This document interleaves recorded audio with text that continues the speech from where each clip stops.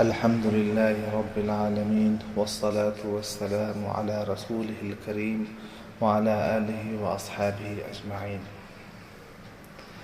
أعوذ بالله من الشيطان الرجيم. بسم الله الرحمن الرحيم.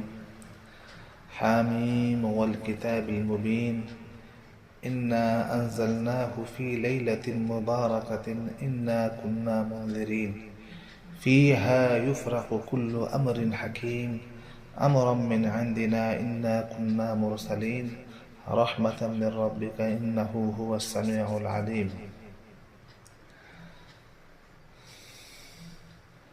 آج کی گفتگو کا موضوع ہے شب برات کے فضائل و برکات.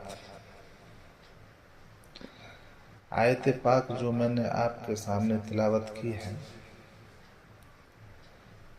اس آیت پاک کا ترجمہ یہ ہے: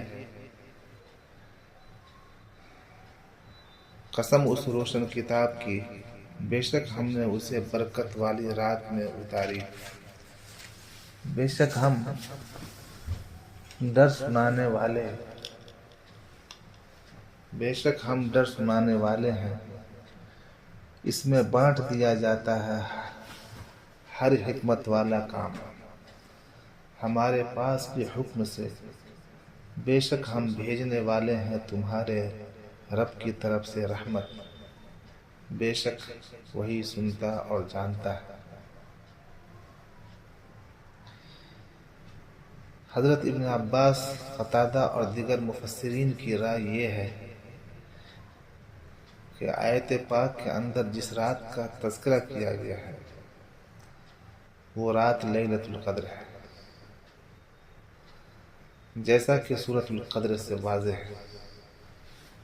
لیکن حضرت اکرمہ رضی اللہ تعالیٰ عنہ اور ایک بڑی جماعت کا خیال ہے کہ یہاں لیلۃ مبارکہ سے شعبان کی نصف شب یعنی 15ویں کی رات مراد ہے. محدثین اور مفسرین کی بھی رائے یہی ہے. جس کے فضائل و برکات کا انکار گویا دن کے اجالے میں سورج کے وجود سے انحراف ہے. اللہ تعالیٰ نے فرمایا یہ قرآن مبارک ذکر ہے. اللہ تبارک و تعالیٰ نے شعبان کی نصف شب یعنی 15ویں شب کو مبارک شب قرار دیا ہے، مگر اس رات کے علاوہ بھی اپنے بندوں کے لیے بہت سی چیزوں کو مبارک فرمایا ہے. اللہ تبارک و تعالیٰ نے قرآن مقدس کو مبارک فرمایا ہے، اور کیوں نہیں کلام الہی جو ہے یہ قرآن مجید ہی ہے کہ بندہ براہ راست اپنے رب سے ہم کلامی کا شرف پاتا ہے. تلاوت قرآن سے دلوں کو اطمینان میسر آتا ہے. بڑے بڑے جابر و ظالم کو بھی اس کی شیرینی اور حلاوت سے جبر و ظلم چھوڑنے پر مجبور ہوتا دیکھا گیا ہے. وہ شخص بڑا ہی بدنصیب اور گستاخ دل ہوگا جو اس کی شیرینی کلام سے بھی فائدہ نہ اٹھا سکا، راہ راست پر اپنے آپ کو گامزن نہ کر سکا اور دل محبت رسول میں مستغرق نہ ہو سکا. ارشادی باری ہے: ھذا ذکر مبارک انزلناہ، یہ قرآن مبارک ذکر ہے جسے ہم نے نازل کیا. یہ قرآن ہی کی برکت ہے کہ اس کے پڑھنے والا جہنم سے محفوظ رہتا ہے. ایک حدیث شریف میں ہے کہ جس نے قرآن شریف دیکھ کر پڑھا اللہ عز و جل اس کے ماں باپ سے عذاب ہلکا کر دیتا ہے، خواہ اس کے ماں باپ کافر ہی کیوں نہ ہو. یہی وجہ ہے کہ کتب احادیث میں قرآن کی تلاوت کرنے والا اور حافظ قرآن کی بے شمار فضیلتیں وارد ہیں. اسی طرح اللہ تبارک و تعالیٰ نے شب برات کو مبارک فرمایا چونکہ یہ رات اہل زمین کے لیے اپنے دامن میں رحمت، برکت، خیر اور گناہوں سے معافی کا پروانہ لے کر آتی ہے. حضرت علی رضی اللہ تعالیٰ عنہ سے مروی ہے کہ آپ صلی اللہ علیہ وسلم نے فرمایا کہ جب شعبان کی 15ویں رات ہو تو رات کو جاگا کرو اور اس کے دن میں روزہ رکھو۔ جب سورج غروب ہوتا ہے اس وقت سے اللہ تعالیٰ اپنی شان کے مطابق آسمان دنیا پر نزول فرماتا ہے اور اعلان کرتا ہے کہ ہے کوئی مغفرت طلب کرنے والا تاکہ میں اس کو بخش دوں، ہے کوئی رزق طلب کرنے والا تاکہ میں اس کو رزق دوں، ہے کوئی مصیبت زدہ تاکہ میں اس کو اس سے نجات دوں۔ یہ اعلان طلوع فجر تک ہوتا رہتا ہے۔ اس حدیث پاک کے ضمن میں حضرات علماء کرام لکھتے ہیں کہ اور راتوں کے آخری حصوں میں یہ کرم نوازی ہوتی ہے، مگر اس رات شروع سے ہی اللہ تبارک و تعالیٰ کی کرم گستری ہوتی ہے، رحمت ہوتی ہے۔ مبارک ہیں وہ لوگ جو اس رات عبادتیں کر لیں، اور بدنصیب ہیں وہ جو یہ رات آتش بازیوں اور سینماؤں میں گزاریں۔ حضرت علی رضی اللہ تعالیٰ عنہ سے روایت ہے کہ نبی کریم صلی اللہ علیہ وسلم نے فرمایا کہ جب 15ویں شعبان کی رات ہو تو رات میں قیام کرو، دن میں روزہ رکھو۔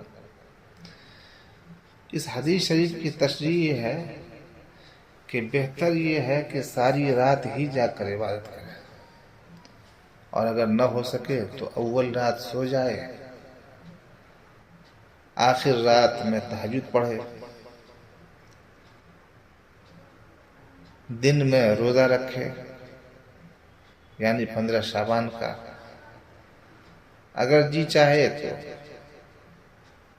14، 15، 16 میں بھی روزے رکھ سکتا ہے۔ اس لیے مسلمانوں کو چاہیے کہ وہ شعبان کی 15ویں رات شب بیداری کریں، اللہ عز و جل کے حضور سر بسجود رہیں، فرائض و واجبات سے فارغ ہو کر نوافل کثرت سے پڑھیں، اپنے پیارے آقا صلی اللہ علیہ وسلم پر درود بھیجیں، استغفار کریں، اور اپنے والدین اور تمام عالم اسلام کی فلاح و بہبود کے لیے دعائیں کریں۔ حضرت عائشہ رضی اللہ تعالیٰ عنہ سے روایت ہے، وہ کہتی ہیں کہ ایک رات میں نے حضور پاک صلی اللہ علیہ وسلم کو اپنے بستر پر نہیں پایا، تو میں حضور کی تلاش میں نکلی۔ میں نے حضور کو جنت البقیع میں پایا کہ آسمان کی طرف حضور نے سر اٹھایا ہوا تھا۔ مجھے دیکھ کر حضور نے فرمایا کہ اللہ تعالیٰ نصف شعبان کی رات کو آسمان دنیا پر جلوگر ہوتا ہے، اور قبیلہ بنو کلب کی بکریوں کے جس قدر بال ہیں اتنے ہی لوگوں کو اللہ تعالیٰ بخش دیتا ہے۔ شب برات میں حضور پاک صلی اللہ علیہ وسلم کی دعا بھی بعض احادیث سے ثابت ہے۔ حضرت معاذ بن جبل رضی اللہ تعالیٰ عنہ سے روایت ہے کہ رسول اللہ صلی اللہ علیہ وسلم نے فرمایا، اللہ تعالیٰ 15ویں شب میں تمام مخلوق کی طرف تجلی فرماتا ہے، یعنی شعبان کی، اور ساری مخلوق کی سوائے مشرک اور بغض رکھنے والے کے سب کی مغفرت فرماتا ہے۔ شیخ ابو نصر نے اپنے والد سے بالاسناد بیان کیا کہ ام المؤمنین حضرت عائشہ صدیقہ رضی اللہ تعالی عنہا نے فرمایا کہ نصف شعبان کی رات میں رسول اللہ صلی اللہ علیہ وسلم میری چادر کے اندر سے خاموشی کے ساتھ باہر نکل گئے۔ خدا کی قسم میری یہ چادر نہ حریر کی تھی، نہ قز کی تھی، نہ کتان کی تھی، اور نہ خز کی۔ مروہ نے عرض کیا، پھر کس کپڑے کی تھی؟ حضرت صدیقہ نے فرمایا، اس کا تانا بالوں کا تھا اور بانا اونٹ کے بالوں کا۔ اس کے بعد آپ نے فرمایا کہ اس طرح حضور پاک صلی اللہ علیہ وسلم کے نکل جانے سے مجھے یہ گمان ہوا کہ حضور والا کسی اور بیوی کے بعد تشریف لے گئے ہیں۔ میں نے اٹھ کر آپ کو حجرے میں تلاش کیا تو میرے ہاتھ حضور کے پاؤں سے چھو گئے۔ آپ اس وقت سجدے میں تھے۔ میں نے دعا کے الفاظ یاد کر لیے تھے۔ آپ سجدے میں فرما رہے تھے، جس کا ترجمہ یہ ہے، یا اللہ میرا جسم اور میرا دل تجھے سجدہ کرتا ہے، میرا دل تجھ پر ایمان لایا اور میں تیری نعمتوں کا شکر ادا کرتا ہوں، اپنے گناہوں کا اعتراف کرتا ہوں، میں نے اپنے نفس پر ظلم کیا، تو مجھے بخش دے، تیرے سوا کوئی گناہوں کا بخشنے والا نہیں، میں تیرے عذاب سے بچنے کے لیے تیری پناہ میں آتا ہوں، تیرے غضب سے بچنے کے لیے تیری رضا کا طالب ہوں، تیرے عذاب سے امن میں رہنے کے لیے تجھ ہی سے درخواست کرتا ہوں، تیری حمد و ثنا کوئی بیان نہیں کر سکتا، تو نے آپ اپنی ثنا کی ہے، تو ہی آپ اپنی ثنا کر سکتا ہے اور کوئی نہیں کر سکتا۔ حضرت عائشہ رضی اللہ تعالیٰ عنہ فرماتی ہیں کہ صبح تک رسول اللہ صلی اللہ علیہ وسلم عبادت میں مصروف رہے، کبھی آپ کھڑے ہو جاتے اور کبھی بیٹھ کر عبادت فرماتے، یہاں تک کہ آپ کے پاؤں مبارک متورم ہو گئے۔ میں آپ کے پاؤں کو دباتے ہوئے کہنے لگی کہ میرے ماں باپ آپ پر قربان، کیا اللہ تعالیٰ نے آپ کے اگلے پچھلے تمام گناہ معاف نہیں کر دیے؟ کیا اللہ تعالیٰ نے آپ کے ساتھ ایسا کرم نہیں کیا اور آپ پر لطف و کرم نہیں کیا؟ رسول اللہ صلی اللہ علیہ وسلم نے فرمایا، اے عائشہ، کیا میں خدا کا شکر گزار بندہ نہ بنوں؟ تمہیں معلوم ہے کہ یہ رات کیسی ہے؟ میں نے عرض کیا، آپ فرمائیں یہ رات کیسی ہے؟ حضور پاک صلی اللہ علیہ وسلم نے فرمایا، اس رات میں سال بھر میں پیدا ہونے والے ہر بچے کا نام لکھا جاتا ہے اور اسی کے ساتھ ہر مرنے والے کا نام بھی لکھا جاتا ہے۔ اسی رات مخلوق کا رزق تقسیم ہوتا ہے، اسی رات ان کے اعمال و افعال اٹھائے جاتے ہیں۔ میں نے عرض کیا کہ یا رسول اللہ، کیا کوئی شخص ایسا نہیں جو اللہ کی رحمت کے بغیر جنت میں داخل ہو؟ آپ نے فرمایا کہ کوئی شخص بھی اللہ کی رحمت کے بغیر جنت میں داخل نہیں ہوگا۔ میں نے عرض کیا، آپ بھی؟ آپ صلی اللہ علیہ وسلم نے فرمایا، ہاں میں بھی، مگر اللہ تعالیٰ نے مجھے اپنی رحمت میں ڈھانپ لیا ہے۔ اس کے بعد حضور پاک صلی اللہ علیہ وسلم نے اپنا دست مبارک چہرے اور سر پر پھیر لیا۔ شب برات میں خدا کے کیا کیا فیصلے ہوتے ہیں، اس سلسلے میں حضرت ابن عباس رضی اللہ تعالیٰ عنہ کے آزاد کردہ غلام مولا اکرمہ نے آیت فیہا یفرق کل امر حکیم کی تفسیر میں فرمایا کہ نصف شعبان کی رات میں اللہ تعالیٰ آئندہ سال کے تمام امور کا انتظام فرماتا ہے، بعض زندوں کو مردوں کی فہرست میں لکھ دیتا ہے اور بیت اللہ کے حاجیوں کے نام بھی لکھ دیتا ہے، حج کرنے والوں کے نام لکھ دیے جاتے ہیں، پھر اس لکھی ہوئی تعداد میں کمی و بیشی نہیں ہوتی۔ حکیم ابن کیسان رحمۃ اللہ علیہ نے فرمایا کہ اللہ تعالیٰ نصف شعبان کی رات میں اپنی مخلوق کی طرف توجہ فرماتا ہے، جو اس سے پاکی کا طلبگار ہوتا ہے اس کو پاک فرما دیتا ہے اور آئندہ اسی رات تک پاک رکھتا ہے۔ عطا ابن یسار رحمۃ اللہ علیہ سے مروی ہے کہ نصف شعبان کی رات میں تمام سال کے امور پیش ہو جاتے ہیں، کچھ لوگ سفر کو جاتے ہیں اور ان کا نام زندوں سے نکال کر مردوں میں لکھ دیا جاتا ہے، کوئی نکاح کرتا ہے حالانکہ وہ بھی زندوں کی فہرست سے نکال کر مردوں کی فہرست میں شامل کر دیا جاتا ہے۔ اسی طرح یہ بھی آپ جان لیں کہ یہ ایسی مبارک رات ہے کہ اس رات رحمت کے 300 دروازے کھلتے ہیں۔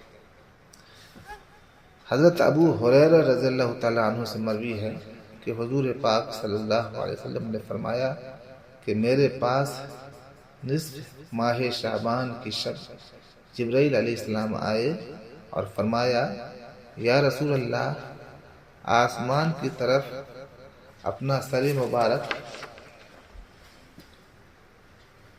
اٹھائیے۔ میں نے ان سے دریافت کیا کہ یہ کون سی رات ہے؟ انہوں نے کہا، یہ وہ رات ہے جس رات اللہ تعالیٰ رحمت کے 300 دروازے کھول دیتا ہے اور ہر اس شخص کو بخش دیتا ہے جس نے اس کے ساتھ کسی کو اپنا شریک نہیں ٹھہرایا، بشرطے کہ وہ جادوگر نہ ہو، کاہن نہ ہو، سود خور نہ ہو، عادی شرابی نہ ہو۔ ان لوگوں کی اللہ تعالیٰ اس وقت تک بخشش نہیں فرماتا جب تک وہ توبہ نہ کر لیں۔ پھر جب رات کا چوتھائی حصہ گزر گیا تو جبرائیل علیہ السلام پھر آئے اور کہا، یا رسول اللہ، اپنا سر مبارک اٹھائیے۔ آپ نے ایسا ہی کیا۔ آپ نے دیکھا کہ جنت کے دروازے کھلے ہیں اور پہلے دروازے پر ایک فرشتہ پکار رہا ہے، خوشی ہو، خوشخبری ہو اس شخص کے لیے جس نے رات کو رکوع کیا۔ دوسرے دروازے پر ایک اور فرشتہ ندا دے رہا ہے، خوشخبری ہو اس کے لیے جس نے اس رات میں سجدہ کیا۔